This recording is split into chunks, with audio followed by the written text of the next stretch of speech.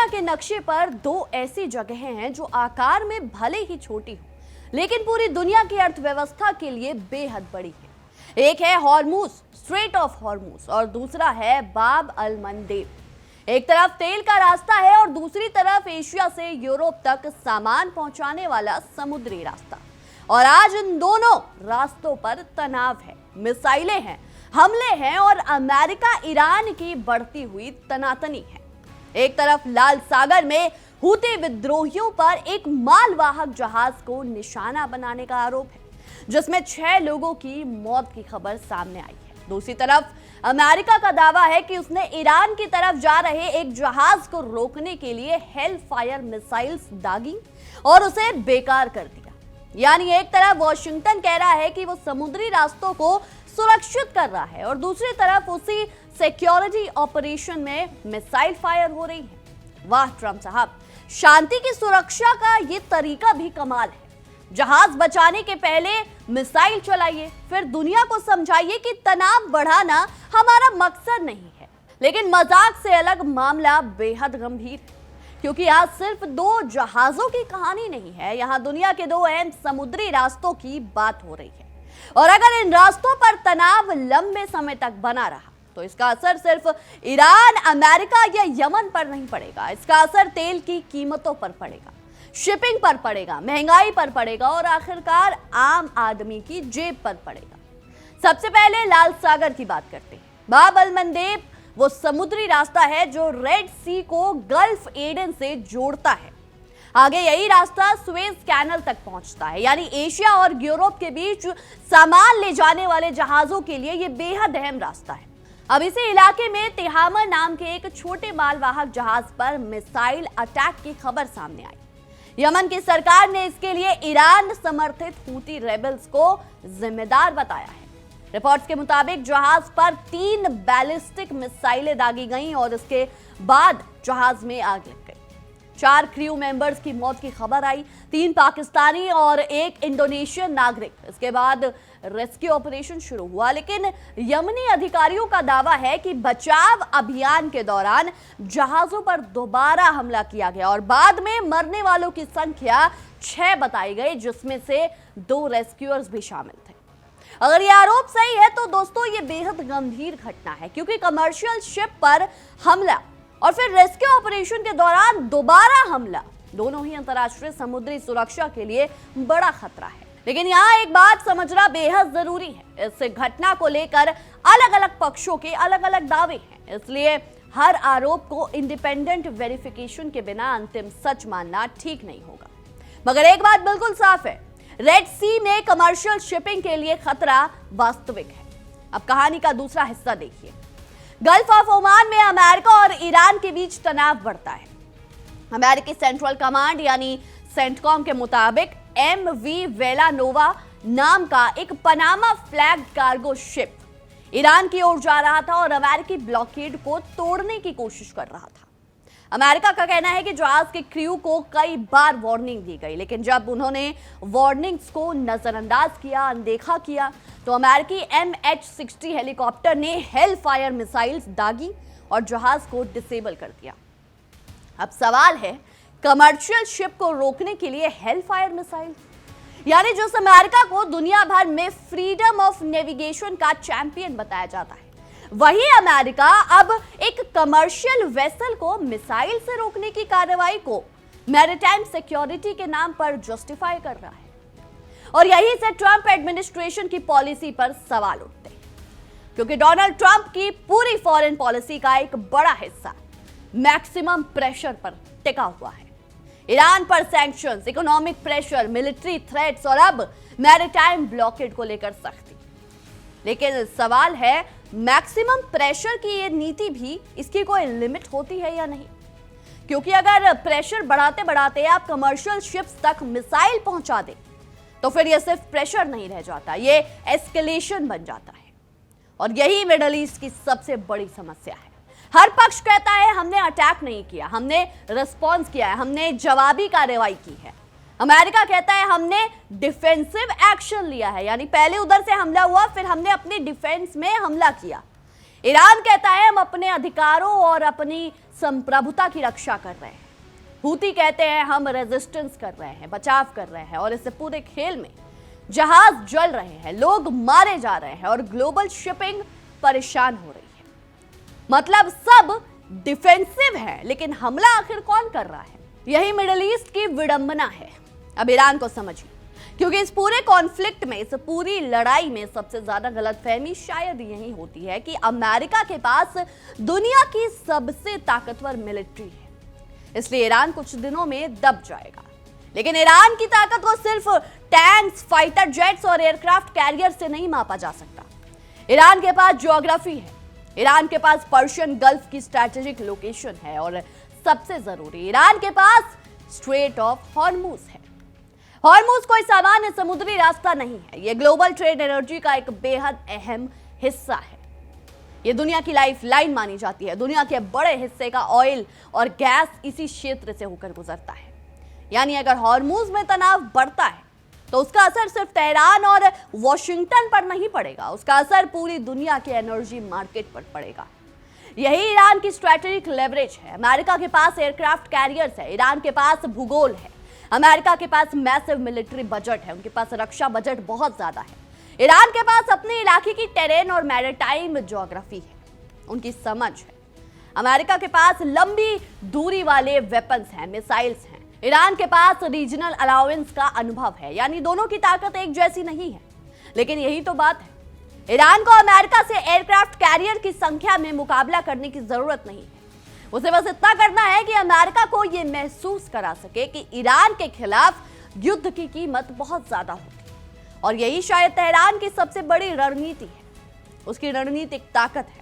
अगर America Iran पर सीधे हमला करता है तो कॉन्फ्लिक्ट सिर्फ ईरानियन टेरिटरी और उसके आसपास तक सीमित नहीं रहेगा, इसकी कोई गारंटी नहीं है। इसका असर Iraq, Syria, Lal Sagar, gulf of Oman और सबसे ज्यादा हॉर्मुज पर पड़ सकता है।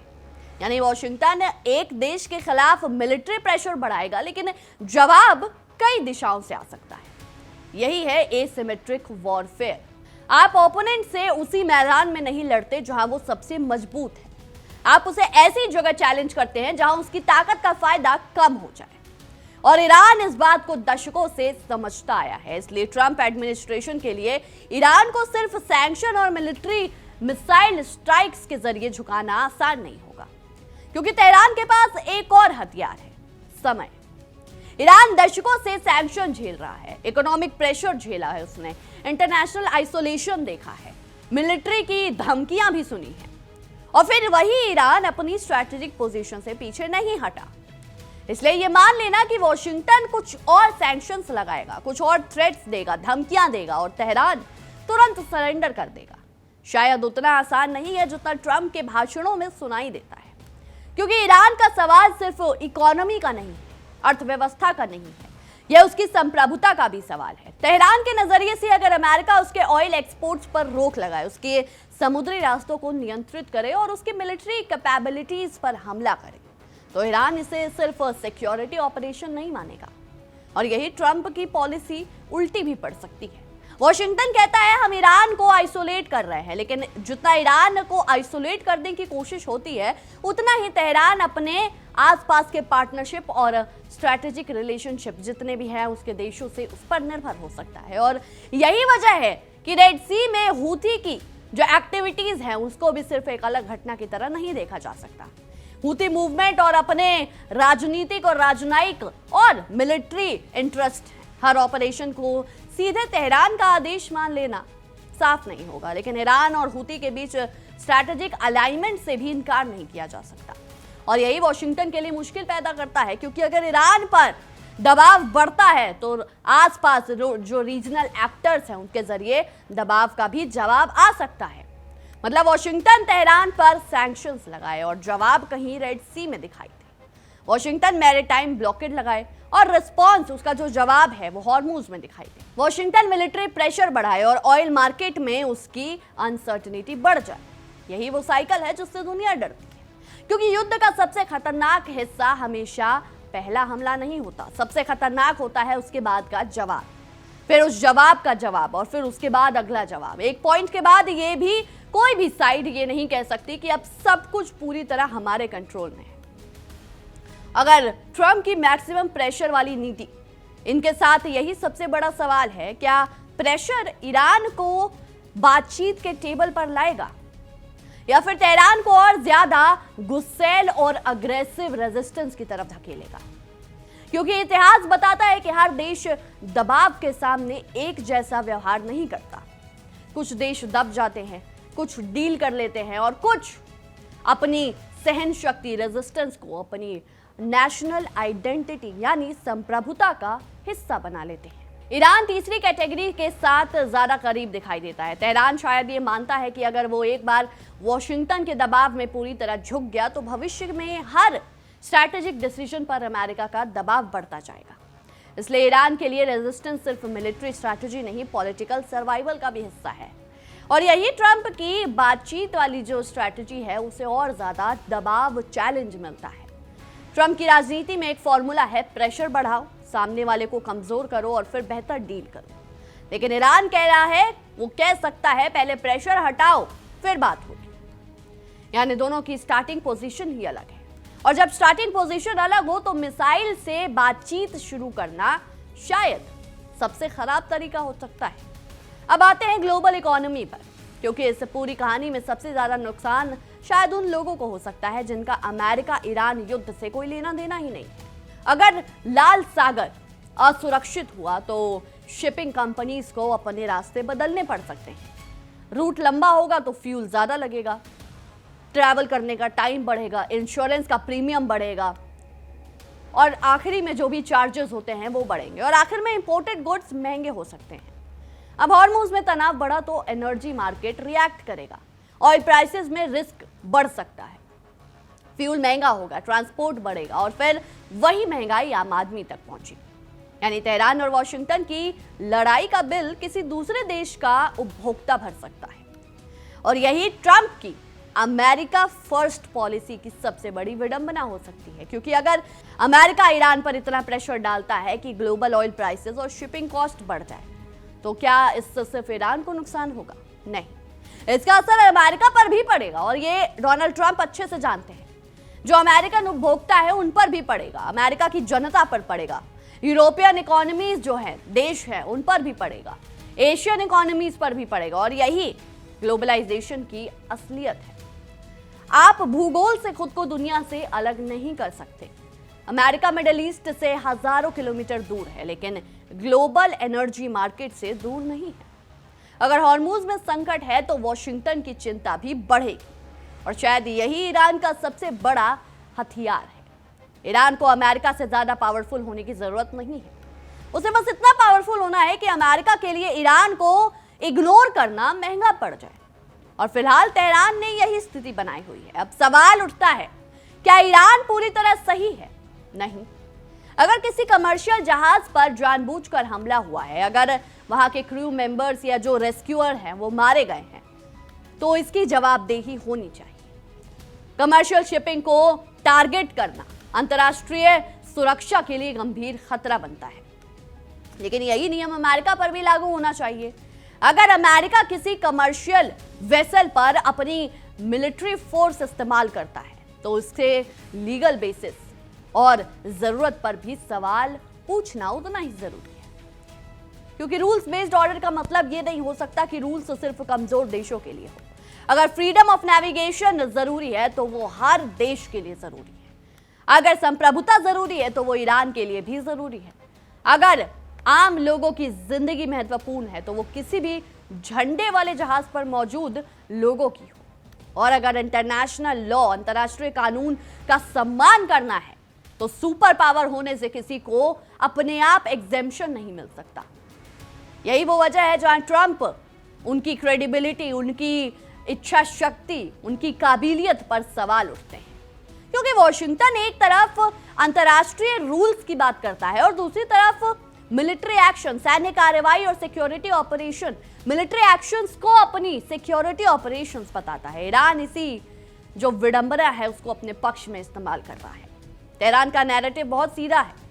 अगर अमेरिका अपनी सुरक्षा के नाम पर दूसरों देशों के रास्ते रोक सकता है तो फिर ईरान अपनी अंतर्राष्ट्रीय और राष्ट्रीय सिक्योरिटी कंसर्न, सुरक्षा की मुद्दों को लेकर क्या करे। वॉशिंगटन कहेगा कि ईरान डिस्टेबलाइजेशन फोर्स है, तेहरान कहेगा कि अमेरिका हजारों किलोमीटर दूर से मिडिल ईस्ट में अपनी सैन्य प्रेजेंस को लेकर आया है। वॉशिंगटन कहेगा ईरान अलग अलग ग्रुप के शिपिंग के लिए खतरा है। तेहरान कहेगा अमेरिकन ब्लॉकेड खुद एक खतरे का कारण है, और इस तरह नैरेटिव वॉर भी चल रही है।